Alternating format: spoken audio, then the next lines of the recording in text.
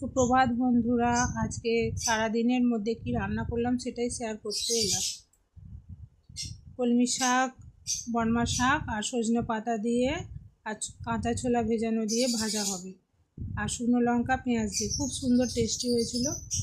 আর হবে ডিমের তরকারি, আলু পেঁয়াজ আর টমেটো একসাথে ভেজে নিয়ে সুন্দর করে লাল লাল করে ভেজে নিলাম। তারপরে ডিমটা আগেই ভেজে রেখেছিলাম, আর কষানো হয়ে গেছে। শুকনো লঙ্কা, হলুদ গুঁড়ো আর ঘরের ভাজা মশলা গুঁড়ো আর কসুরি মেথি পাতা দিয়ে সুন্দর করে কষিয়ে জল ঢেলে দিলাম।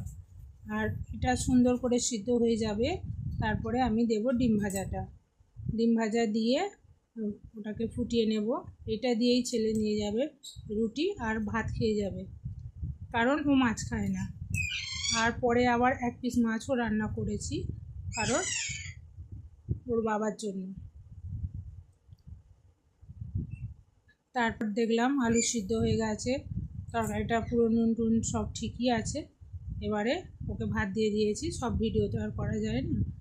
আর এটা হচ্ছে টিফিনের রুটি আর ডিমের তরকারি। ওকে রুটি ডিমের তরকারি তুলে দিলাম, তারপর ও নিয়ে চলে গেল। তারপর আমি দোকানে চলে গেলাম। দোকান তোমরা জানো কেউ কেউ যে আমার একটা ছোট্ট দোকান আছে, ওখানে যাই। দোকান থেকে এসে আবার মাছটা এক পিস মাছ ভেজে মাছের তরকারি করলাম।